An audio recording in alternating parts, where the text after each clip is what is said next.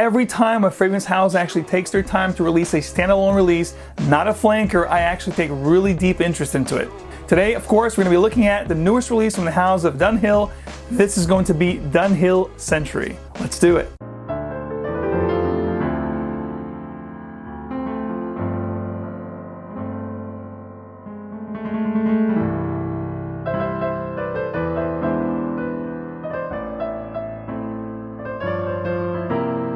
What is up, Frag fam? Welcome back to another video. As you saw from the intro, this is going to be all about the newest from the house of Dunhill. This is called Century. This was released last year, just around August, around summertime in Europe.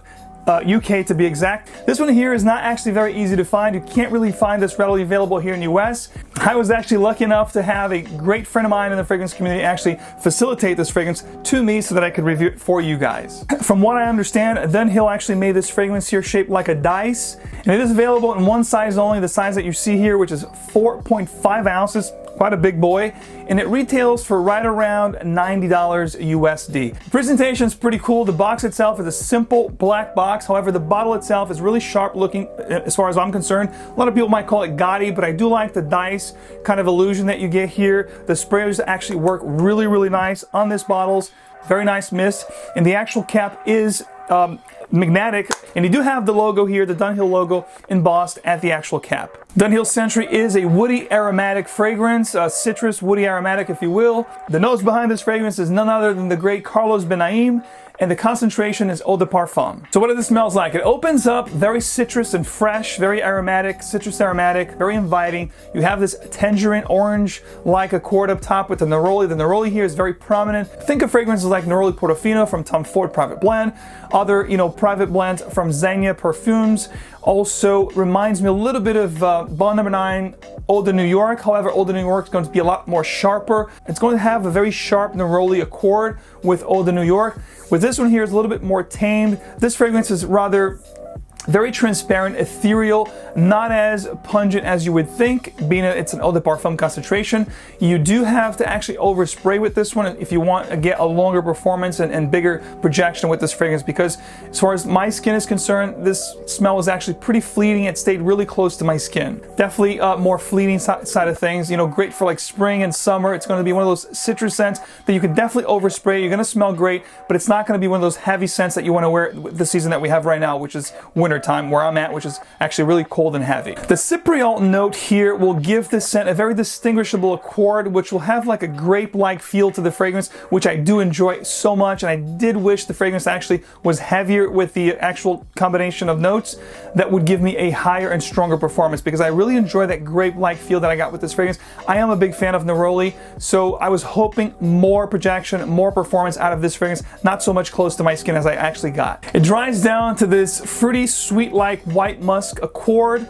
It does have that cypriol accord that's going to stay throughout the life of the fragrance. And the neroli note is also very prominent. It's definitely going to be enveloping the whole scent from beginning to end. So what this fragrance reminds me of? So Century reminds me of fragrances that I talked about in the beginning. Tom Ford's Neroli Portofino. It reminds me of Eau de New York from Bond No. 9. However, it really had strong resemblances with another Dunhill fragrance, Dunhill Icon, the original 2015 release. The main difference here between the two is the original one will have that lavender note. It will give almost like a smooth barbershop feel to this fragrance, and also have a heavy note of vetiver at the dry down, which this fragrance here, Century, does not. Those are the main differences between the two. However, if you compare both of these fragrances side by side, you're definitely going to get very similar, like they could be, brothers. This is being the lighter version, and this is definitely the stronger version. I think both are great for office scents. You can wear these casually. I think these are more of a daily scent. I think you're better off wearing this more casual and during the daytime as opposed to, evening wear. I think both are masculine compositions. However, I think this is definitely the more masculine of the two. And I think Century is definitely easier for a lady to pull off if she wishes to do so, especially with that sweet grape accord that I told you that I get with this one. Talking about numbers here for the performance, I got about 4 to 5 hours longevity with Century.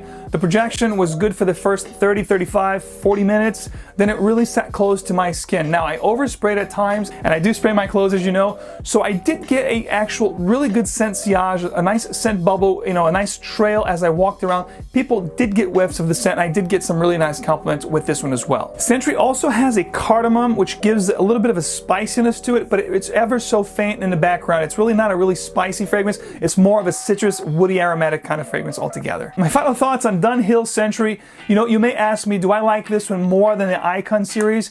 Perhaps I think this one had great opportunity. I hope to see an intense version of this one, something that will give me more performance, because the scent itself is actually really, really pleasant. I was really fond of the scent, you know, when compared to the original. However, because of performance and that vetiver on the original, I actually lean more towards the original than I would with this one. Love this fragrance. I think it's great for daily wear. I think anyone 25 and up would appreciate this. Great for office scent. I'm actually very pleased to see, as I said in the beginning, a company like Dunhill making the effort to put together a new fragrance altogether instead of doing flankers like most designer companies are doing these days. So I'm happy to, you know, hats off to Dunhill for trying this particular fragrance. So all in all, a good release from the house of Dunhill. Not great, but good. You know, I would say wait until you find this discount. It's definitely a nice fragrance to pick up for everyday wear. You know, something that's a signature scent, a nice office scent, work scent. This is very inoffensive and definitely very mass appealing. Let me know in the comment section below, have you tried Dunhill's Sentry? If you have, please let me know what your thoughts are on this fragrance. And if you haven't yet tried this fragrance, let me know if you're looking forward to it. If you guys like this review and you appreciate the content, please kindly hit the like button, subscribe for a lot more, and don't forget to turn on your notification button. That way you'll never miss another review. Ladies and gents, thanks so much for tuning in. Stay fragrant, keep on spraying, and I'll catch you in the next one.